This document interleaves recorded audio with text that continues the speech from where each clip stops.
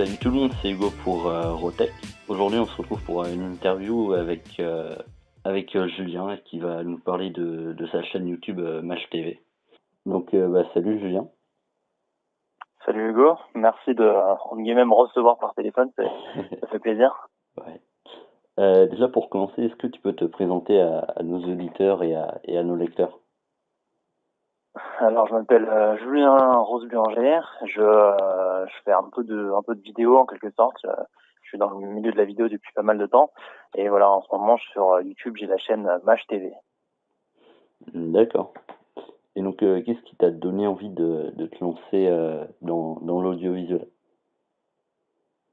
En fait, ça s'est vraiment fait au fur et à mesure. Je suis arrivé, je vais la faire courte parce que c'est très très long, hein, forcément, on a tous des histoires particulières, mais je suis arrivé à Paris quand j'avais 17-18 ans. J'ai voulu faire du théâtre, en même temps, je faisais des études d'économie. Au fur et à mesure, j'ai toujours fait mes études, mais à côté, j'ai toujours fait soit du théâtre. Après, j'ai commencé à faire un peu de radio, j'ai commencé à faire des interviews. Et au fur et à mesure, ça s'est dessiné en fait que j'aime aussi bien filmer que animer, rencontrer des gens. Ce que j'aime vraiment, c'est les interviews en fait par-dessus tout. Et au fur et à mesure, en fait, j'ai bifurqué aussi mes études par rapport à ça. Et j'ai beaucoup appris sur le tas. Et puis donc j'ai commencé à faire des interviews pour YouTube, mais aussi pour d'autres médias. Et j'ai eu besoin en fait au bout d'un moment de créer Match TV en fait pour j'aimais la culture, mais la culture un peu différente que ce qu'on voit à la télé. J'avais envie de montrer que nous, en guillemets les jeunes, on a aussi une culture, que ce soit du rap, que ce soit YouTube, que ce soit des gens qui font du stand-up, mais qui ont une culture un peu différente que ce qu'on voit ou ce qu'on entend à la radio ou à la télé. Et c'est pour ça que j'ai fait Match TV. D'accord, ok. Et oui, donc c'est vraiment ce qui t'a donné envie de créer cette chaîne YouTube là, quoi. En fait, avant, et encore, je l'ai laissé, j'ai une chaîne qui s'appelait bêtement Julien Rose-Bulanger, donc mon nom et prénom. Mhm. J'avais fait 200 interviews. Donc ça Ah prend oui, du temps, mine de rien, 200 interviews, j'en sortais à peu près 4 par mois. ouais. Mais si tu veux, il n'y avait pas vraiment de cohérence et il n'y avait pas vraiment d'interactivité. Donc en 2 ans, j'ai dû avoir 1 million de vues et peut-être difficilement 2 000 abonnés. Il y avait des vues, mais par contre, il y avait très peu de likes. Il n'y a pas de dislikes, mais en fait, il n'y avait pas vraiment d'engagement, il n'y avait pas de commentaires ou quoi que ce soit. Les gens regardaient ça parce qu'ils étaient intéressés à cause de la personne, mais pas par le contenu ou parce qu'ils veulent me suivre moi en train d'interviewer des gens. Donc j'ai essayé de voir un peu le truc différemment, en essayant d'avoir une ligne édito, en me disant voilà, Mage, c'est la mise à jour, c'est le fait d'être à jour, c'est le fait que je Mhm. fasse découvrir des choses aux gens. Et je me suis dit, une chose que je voulais vraiment pas de base, parce que c'est pas un truc qui me faisait vraiment kiffer, faire en quelque sorte des podcasts, pas humoristiques, mais juste d'être face cam, et de dire, voilà, moi j'ai découvert ça, qu'est-ce que vous en pensez et tout. Et donc là, il y a que 8200 abonnés pour l'instant, ça arrive doucement, par contre, il y a un taux de like qui est quasiment à 90-95%. Donc ça me fait vraiment plaisir, ça veut dire que les gens, en tout cas, qui regardent, aiment ce que je propose. Et en fait, à partir de là, il y a un vrai engagement qui s'est créé, c'est-à-dire qu'il y a vraiment des likes, des commentaires, des gens qui s'intéressent à ce que je fais. Donc c'est vraiment différent que ce que je faisais auparavant, où avant c'était juste publier des vidéos pour en publier, quoi. D'accord, ok. Du coup, est-ce que tu peux nous parler des différents concepts qu'on retrouve sur ta chaîne YouTube? Ouais. Alors Match TV, moi à la base, comme je t'ai dit, c'est de l'interview. Donc là, j'étais à l'étranger pendant 3 mois. Je vais bientôt rentrer là en janvier, donc ça va. Je vais reprendre le contenu habituel. Mais de base, c'est vraiment des interviews. D'accord. Donc là, je vais reprendre les interviews où je vais carrément plus ou moins faire des self-interviews. Je vais me balader en fait avec un stabilisateur mon téléphone et je vais aller rencontrer les gens que je vais interviewer parce que c'est vraiment le but d'être très proche, comme si toi, t'allais n'importe qui aller voir le mec et lui poser des questions. Et à la Mhm. fin de toutes les interviews, il y a une interview en live. Donc il faut bien être là au moment, à l'instant T, histoire de pouvoir être aussi avec moi, parce que en fait le but c'est que les gens posent des questions. J'aime beaucoup l'interaction. Je réponds à tous les commentaires, même sur les vidéos qui ne sont pas en interview. Donc voilà, donc il y a les interviews live, il y a les Mhm. vidéos Seki, où là c'est un 15 minutes, où en gros, en quelque sorte, c'est un petit peu un Wikipédia d'internet où je vais dire tout ce que je sais en quelque sorte. Alors c'est toujours difficile, ce que je dis, j'ai toujours 40 minutes d'épisode ou une Mhm. heure et je dois le couper pour que ce soit pas non plus trop long pour YouTube. Et en fait, le but c'est de découvrir et d'en savoir un peu plus sur nos artistes préférés. Donc ça passe vraiment du rappeur en passant par un YouTuber, en passant par des gens qui font du stand-up. Enfin, c'est assez large. Après, il y a les vidéos. Je vais essayer de mettre en place aussi des vidéos un petit peu dites découvertes, où j'ai juste envie de pas forcément de faire un quart d'heure parce que des fois c'est peut-être trop pour les gens qui commencent juste ou qui se lancent, mais en tout cas où c'est des coups de cœur. Donc ça aussi j'ai envie d'en faire. Et il y a des vidéos aussi où je fais en quelque sorte des réactions parce que vu que j'étais aux États-Unis, je fais découvrir nos artistes français à des Américains.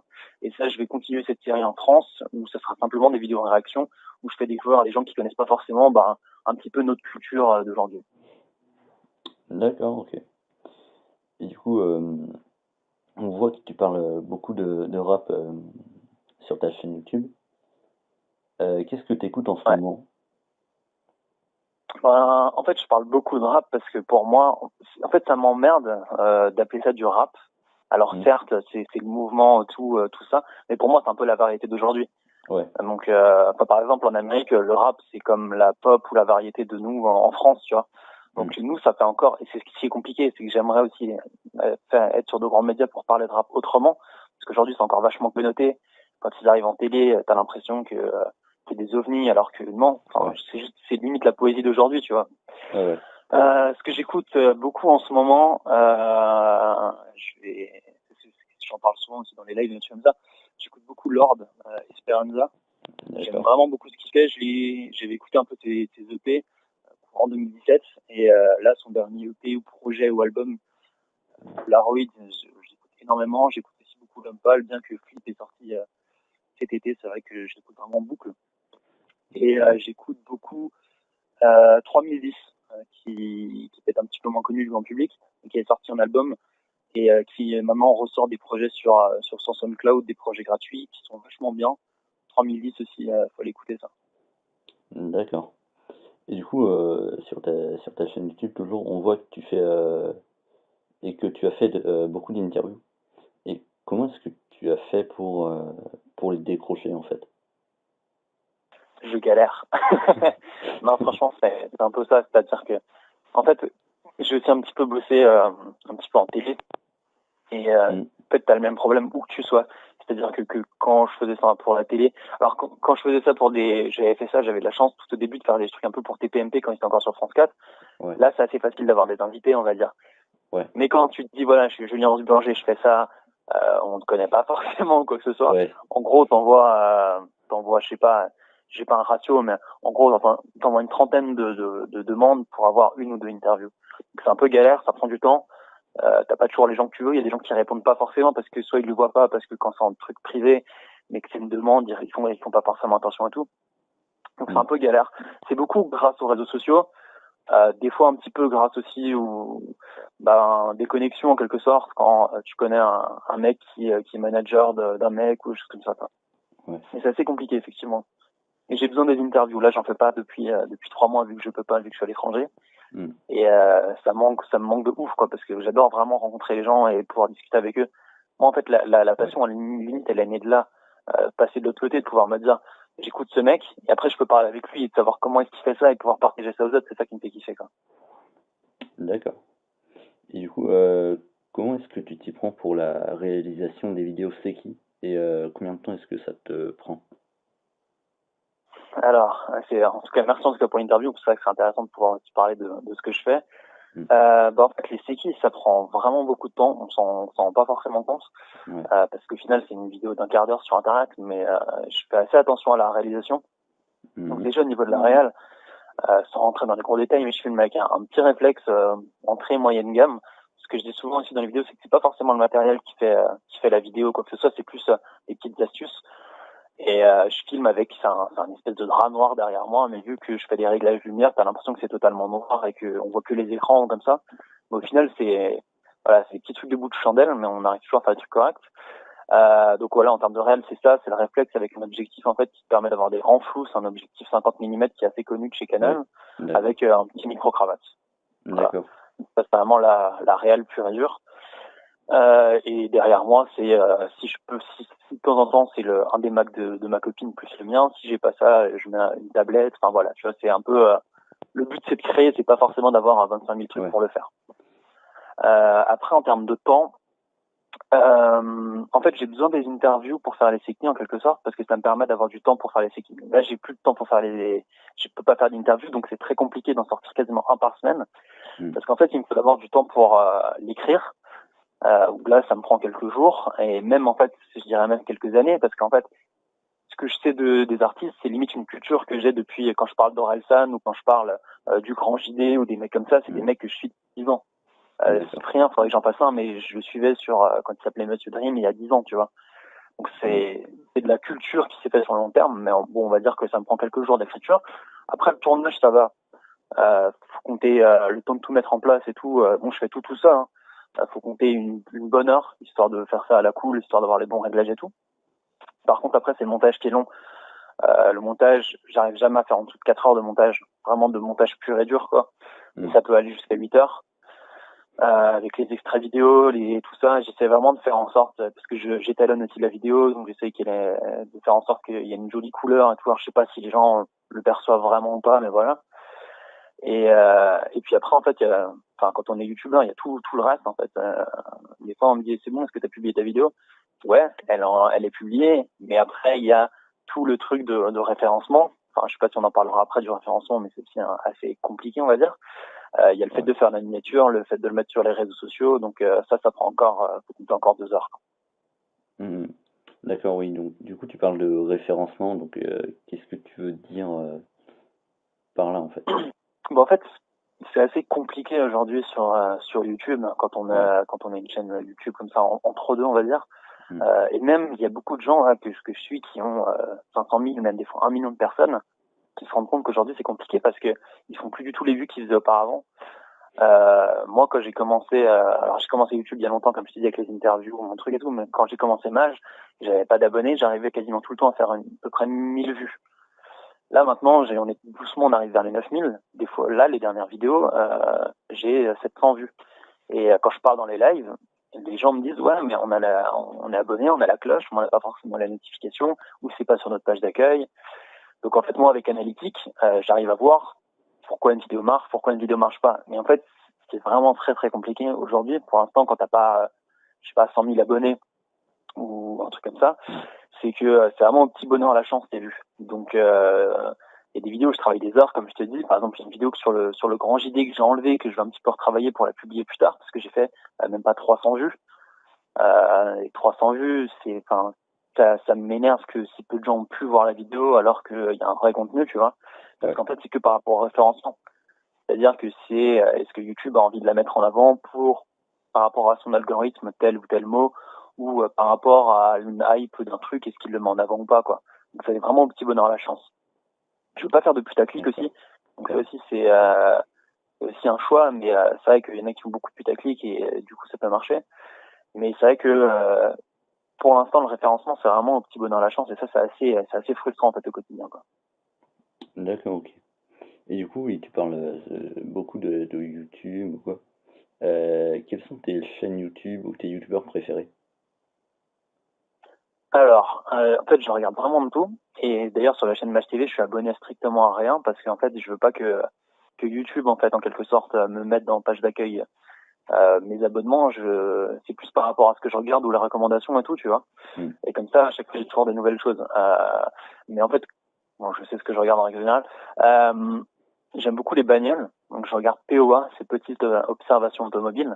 Et je vais avoir la chance d'ailleurs, parce que professionnellement parlant, j'ai un petit peu tout bougé ces derniers temps, et je vais avoir la chance de travailler aussi un petit peu avec eux. J'ai déjà fait quelques vidéos avec eux.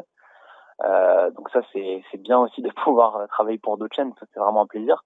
Donc pour les bagnoles, vraiment, c'est eux, j'aime beaucoup ce qu'ils font. En ce moment, alors, je te dis des choses comme elles me viennent, hein, je regarde beaucoup de trucs de mafia stunting. C'est un mec qui fait des vidéos sur GTA d'une dizaine de minutes, c'est assez court, où il teste des voitures modées, où il fait des stunts, des trucs comme ça. C'est assez divertissant, le mec est assez sympa. J'aime bien aussi pour la high-tech Notech TV.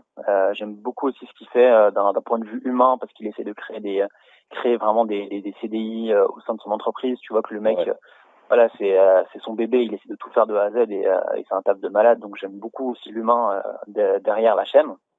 D'accord. Après, pas mal de chaînes, on va dire, de musique, voilà, pour écouter des sons, voir c'est des nouvelles choses. Pareil aussi via SoundCloud. Après, via YouTube. Après, j'ai plein de YouTubeurs que je regarde un peu de temps en temps. J'ai bien Anthony Lastella qui fait des trucs totalement totalement différent, avec un second degré. J'ai fait un Seki d'ailleurs sur lui. Ouais.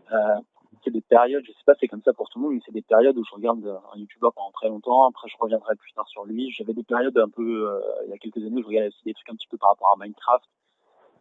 Je pense aussi à Alexandre Calvez qui cartonnait sur Minecraft il y a quelques années, maintenant qu'il fait des crash tests, Ouais. qui a trouvé son contenu. Je regarde ça, le grand JD, il y a un peu de tout, quoi. D'accord. Et du coup, pour ta chaîne YouTube, quels sont tes objectifs ou tes projets pour 2018? Alors pour 2018, donc comme j'ai dit, en fait, professionnellement parlant, je vais totalement être en freelance, c'est-à-dire que c'est moi qui va gérer mon temps, c'est moi qui va gérer comment je travaille. Donc j'aurai différemment en tout cas du temps, mais j'essaierai de faire aussi du temps, d'avoir du temps pour Mage. Donc le but c'est d'avoir beaucoup plus de contenu, essayer de sortir plus qu'une vidéo par semaine. Et avoir des contenus, donc forcément des interviews, et comme j'ai dit, des interviews qui sont, en fait, avant, je faisais toujours des interviews avec deux réflexes et tout ça. C'est important la réalisation, mais c'est vrai que je me rends compte qu'aujourd'hui, ce que je peux faire avec un téléphone de bonne qualité, une stabilisation, un micro, une petite lumière, je peux avoir la chance de me balader, aller, je sais pas, dans un coin, dans un studio, dans un coin de Paris que le mec aime bien, dans un quartier, j'en sais rien, mais ça peut avoir une autre forme. Donc, je vais faire de plus en plus d'interviews. Je vais faire des séquilles, toujours. Je vais essayer de me balader aussi donc avec mon téléphone pour faire découvrir dans la rue à des gens un petit peu ce que nous on regarde sur internet pour voir un peu leurs réactions. Ça, je trouve ça intéressant. Et par rapport de façon générale à la chaîne YouTube, j'aimerais faire en sorte, en fait, j'ai énormément de commentaires qui me disent je comprends pas, quand je regarde les vidéos, je crois que tu avais des centaines, enfin des milliers d'abonnés plutôt.